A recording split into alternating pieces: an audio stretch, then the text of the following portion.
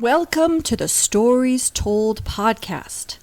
This is episode 18, Beware the Destroyers. This is the Stories Told podcast. Two authors talking about stories in movies, TV, and of course, books. I'm Michael Grayford. I write action-adventure stories in fantasy and sci-fi worlds, sometimes for younger readers and sometimes for adults.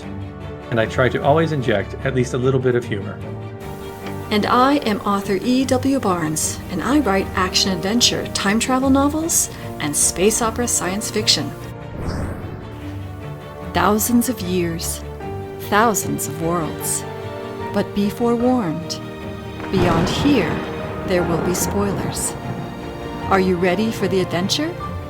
Let's begin. And welcome back to the Stories Told podcast, where today we're entering the realm of science fiction and talking about a favorite episode from season 1 of Stargate SG1. How are you doing today, Mike? I'm doing great, thank you. How are you? Glad to do it. Doing well. Thank you very much.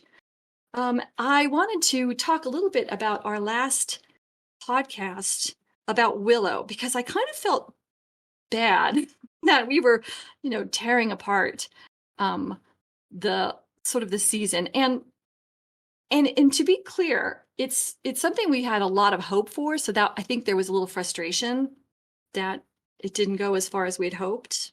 Yeah. But I think the other piece of it was this, that you and I as writers, we know how hard it is to write stories, and it can be really hard to write stories. Yes. You can get lost in your characters, lost in your world, lost in your plot line. And it sometimes is really hard to have that sort of forest for the trees view that can come from being a consumer of the story rather than a creator of the story.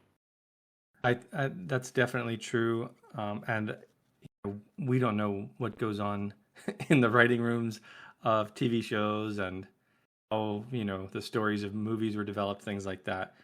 Exactly. You hear lots of stories about how something gets handed off to someone else and then someone else and someone else. And it can be easy for the gist of what's going on to get lost in that process. Yeah. Even if that's not the case, even if you're just writing, by your own, or you have the same group and you're going through, it's very easy to lose a thread or kind of, fail to wrap things up satisfyingly. You got a lot going on. You're juggling a lot. Exactly. So I think I wanted to just make sure that we were clear that we as writers are always learning and growing in our craft, and that this podcast is really a part of that process. It's really easy to sit back and criticize, but our goal is to analyze and to learn from our fellow writers and their stories. Agree. Go forward with that sort of mindset in place. Before we start talking about Stargate, however, I want to hear about how things are going. How's your writing going? What have you been doing this week? It's going pretty good. I'm all over the place. I've got a few stories I'm working on in different stages of production, as I call it. Some that are just early phase, thinking about what the story will be, like what's the general gist of it, what's the hook. Those are sequels that are coming up to stories that I'm writing now. The main thing I'm working on writing is still the second in the Zara series. And I handed off my alpha of science fiction story, The Deep Dark, to a couple of people. So I'll be getting feedback on that hopefully soon. Then my editor should be delivering it's on the first Zara soon. So that will probably be my focus coming up once I get that, just to get Zara 1 done and published, learn that whole process. Yeah, that's where I'm at. How about you? Cool. Well, and before we talk about me, I want to just ask a question. Can you remind me where listeners can find your Zara stories right now? Sure, yeah. The first one is called Zara and the Golden Scarab of Balihar. That can be read right now on Kindle Vella. The story is complete up there. We'll go through some more edits before I put it together as an ebook and paperback, but not much. The story is pretty much complete. just minor changes, I think. I hope at this point. And the Deep Dark is also up there as well on Kindle Vella. It's a serial reading platform. So you read what they call episode by episode, chapter by chapter, if you want to look at it that way. And the first 3 episodes are always free. And then after that, it costs a certain amount of tokens to unlock new episodes. And then last week, you had also talked about working on some cover art. Is that cover art available for anyone to see anywhere, or is that still in the draft stage and not out for consumption? Yeah, it's just I'm working on it now still. I'm doing a mock-up, and then I'll hand it off to an artist a friend of mine knows, who she's worked with, and yeah, hopefully then it will be polished, and then I can show it. But no, right now I'm playing with layout and design. All right, awesome. And for me, I have been working on chapter 6 of the second book in the Adventures of the Empyrean Guard series. That second book is called Ecliptic, and I have 3,500 words in chapter 6, so it's just a matter of cleaning it up. And then I will upload that to Patreon, where that's available to read in its draft format for Patreon patrons at the patron of the Empyrean Guard level. So, and all the information, if people are interested in exploring further, all this information is available in the show notes below. When you're writing chapters, do you have like a specific goal in terms of word count that you're trying to reach? No, I not specific. I definitely want, as a rule, unless the chapter has some reason for being particularly short, I usually aim for 2,000 words. And then if it goes beyond that, fine. But because these stories are very detailed, and I don't mean like I don't actually have a lot of world details in there yet. It's mostly just detailed as far as the interactions of the characters and what the characters are doing. So I'm usually pretty between 3,000 and 4,000 words, depending on how action-packed the chapter is. That's a good point. I do the same thing. I generally aim for 2,000 as sort of a baseline. And I try to end up somewhere between 2,000 and 3,000. At least for my Zara stories, because they're young adult, I want to keep the chapters a little quicker. Want the story to feel like it's moving along at a good pace. For my epic fantasy, I'm not even considering that. It doesn't even really matter. It could be a short chapter if I want to break up a scene, across multiple chapters, or it could be a really long chapter. But I guess even then, I'm still writing for at least 2,000 to kind of just make sure there's enough meat on the bones there for it to actually be a chapter. And for it to be moving the story forward. Yeah, exactly. Yeah, exactly. But I have had chapters that have been shorter because that was right for the chapter. So I don't try to lock myself in too much, because as soon as I do that, it backfires on me.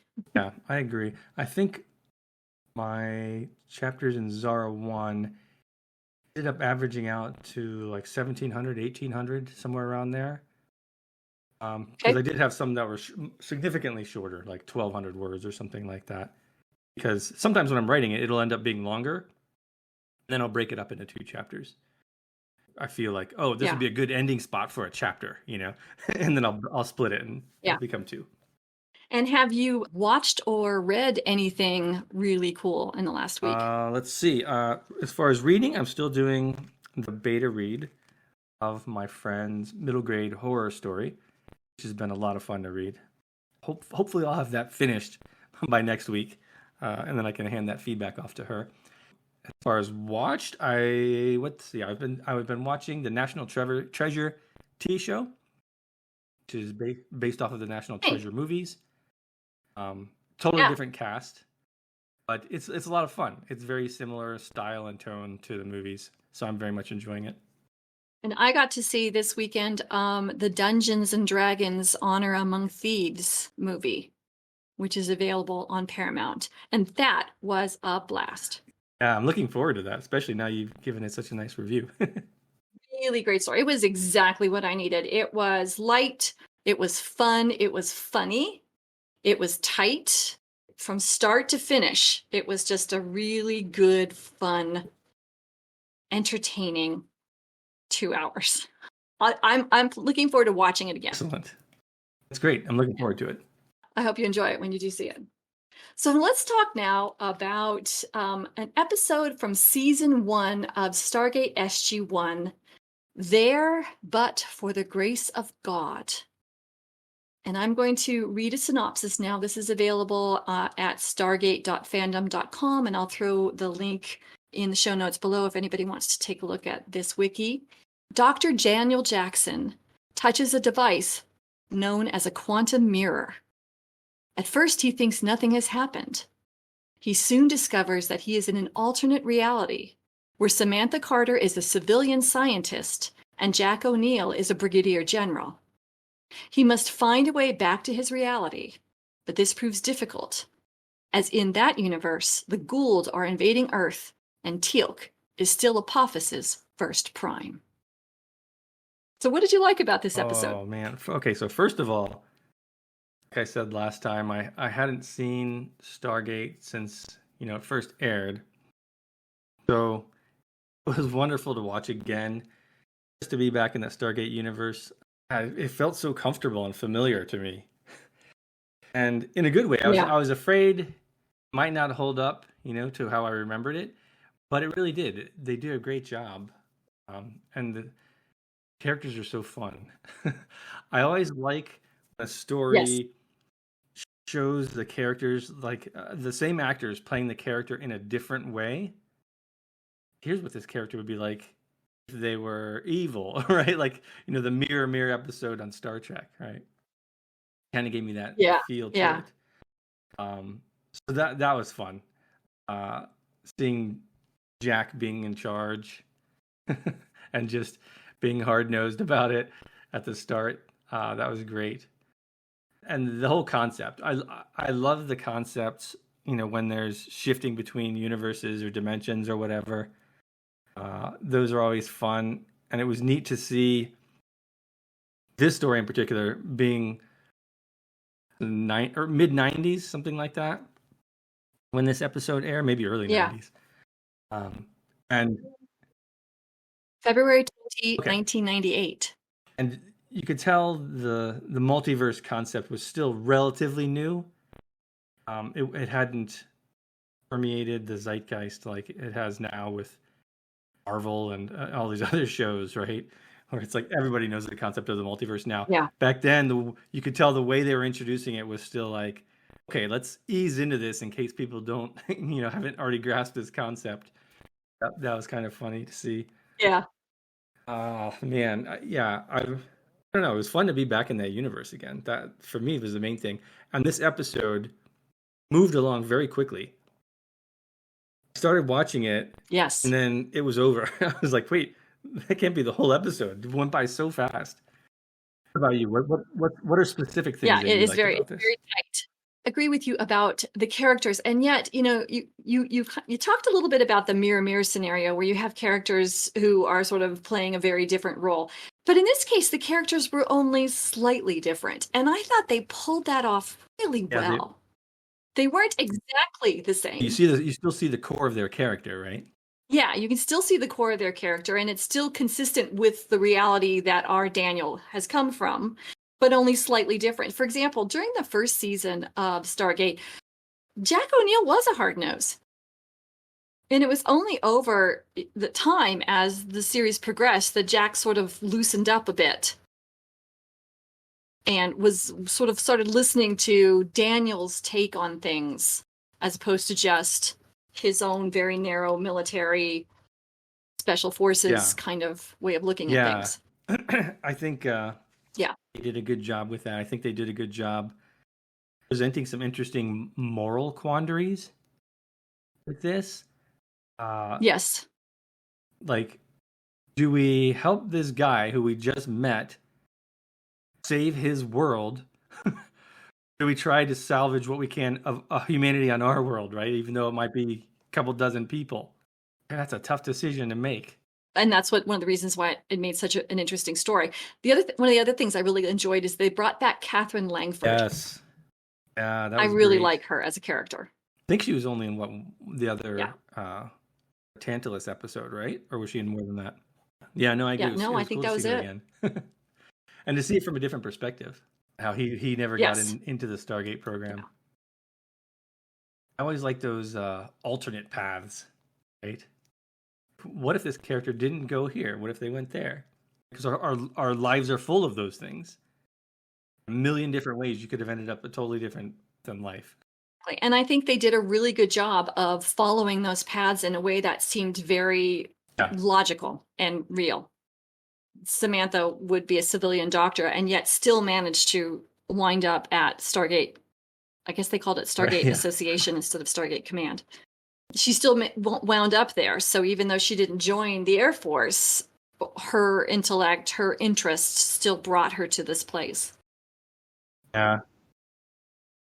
Interesting to have Jack as the one in command and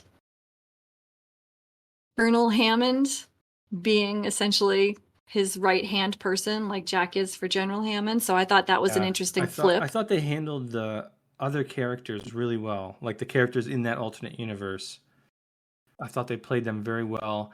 Yeah. I liked the fact at the end Teal'c didn't choose their side because of what happened, right? Because of O'Neill sending that nuke through to their planet. That could have made the difference. And that makes sense. Yeah. All of the character behaviors made sense. It was good. I thought it was really well done. Plus, it gave us a chance to, as you know from watching the rest of the series, this is a setup for more storytelling to come. And I think it was really well done. I loved the ending. Yes. Yeah. So at the end, he wakes up and says, we're in big trouble. Problem coming here, guys. That was great. I don't remember where it goes from here. What happens in those other episodes? The setup for him is good. It really is. It really, really is. And I think that was a unique way of doing it. It was almost like the opposite of a clip show. Instead of looking back, we were like saying, okay, we're going to look forward, and this is what it might look like by having this alternate universe where the entire planet is being destroyed by the Goa'uld. They say they lost Washington, D.C., they lost Philadelphia. They show him a map where all these cities of the world have been destroyed. All of Europe is gone. All of Egypt, Egypt is gone, and so they're just systematically moving across the planet, eliminating major population centers. But it's not our world, so they don't have to try to figure out a way out of that scenario. It's a different world, and so we get to see the destruction. I thought the sense of dread and doom in that other universe was handled very well too, for not actually seeing much, right? You're more just hearing reports of what's going on, but it's awful. You really feel it. Yes. Yeah. You're right. It's such a brilliant setup. Yeah. Like Air Force. Here's what's to come. Agreed. If we don't do something. That's awesome. I don't know if I've seen that before in other shows. It's a really, really good episode. Really, really good episode. And I think that you're exactly right. We stay in Stargate Command for the entire, almost the entire episode. And yet they do such a good job of conveying the fear, the destruction, the sense of doom. You're exactly correct. I was in Daniel Jackson's position there in the other universe, and this was going on, I would think, well, I guess this is it. Like, there's no way they're going to send me back to that place to go back to my universe. He convinced him. Yeah. And yet he was able to talk him into doing just that. And it was a good argument. I wasn't thinking, because I had forgotten what happened in this episode. I just kind of remembered the gist of it. But I had forgotten. His argument was very compelling. It's like, look, you can save an entire world here. Sending me back, we can prevent this on our world. I know you want to save as many people as you can here, but we're talking an entire planet. That was a great argument. It was. It really was. Was there anything about the episode you didn't like? It's a very small thing. It goes back to the sort of awareness of the multiverse aspect. I was thinking at the start of this, it kind of took Daniel Jackson a while to figure out what was going on. Or at least that it's like, come on, dude, you know you're not in your world anymore. You must have seen Star Trek Mirror Mirror or The City on the Edge of Forever, right? And you touched this thing, you knew something happened, right? It just took him a while to kind of put together what was going on. It's a small thing. Like I said at the beginning, we're so used to the multiverse concept now it's hard to go back in time and remember what I thought about it then. But they did bring up this concept in Star Trek and I'm sure other shows and books and things like that I didn't remember. It was still new at the time compared to just proliferating everywhere now. Other than that, I mean, Yeah. I thought it was really well done. How about you? There was actually there was only one, like you, a very small thing that I think would have made it slightly tighter. Again, just analyzing about how I might make my writing tighter. And that is the fact that they let Daniel not go back into confinement, even though they didn't believe him and O'Neill was like, I don't want to see this guy again. They didn't put him back into confinement. And I would have liked to have a little bit more explanation as to why they didn't I guess just put him back into jail. And this, first of all, I agree with you there. That was a little odd. Obviously, I think that's convenience of the plot for what's basically like a 45 minute episode. They got a lot to cram in there. And that was another thing, as I thought afterward, having seen it, probably could have taken this episode and split it into two. There's a lot more they could have done. Like you said, had they put him back in there, he has to get out. They could have ramped up the tension even more with the world's coming to an end, right? It could maybe it started off at like it's just beginning to happen, and throughout the episode it's getting worse and worse and worse, and then it's a to be continued. But again, it's the episode worked as is, so maybe I'm wrong. We're talking quibbles here. And that was pretty much it. I thought everything else really tracked. And the whole why is he still out, not confined thing could have been easily corrected with, Catherine saying, General, I think he can help us with something, blah, blah, blah. He seems to have this knowledge. With your permission, can we keep him here to talk about? And then Jack could have said, fine, it's on you. I just don't want to see him again, or something like that. What I liked was they weren't, sometimes in these shows, you have the people who kind of aren't in the know, really pushing back against the person or not believing them, convince them pretty quick. I think that was realistic. It's like once you hear someone telling you these things that they shouldn't be able to know, they couldn't know, it should open your eyes. And it did. And I'm glad they didn't drag that part of it out. That's a good point. Anything else that you think about this episode? It's not coming to mind right now.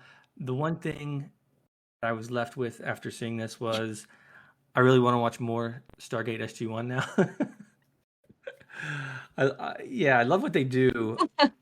This show gives me a lot of the feeling that I got from Star Trek, the original series, where they'd have kind of these one-off episodes where they're just exploring one sci-fi idea, seeing where that goes. And Stargate does a lot of that here. I mean, this happens to be a case where the storyline's kind of continuing over multiple episodes.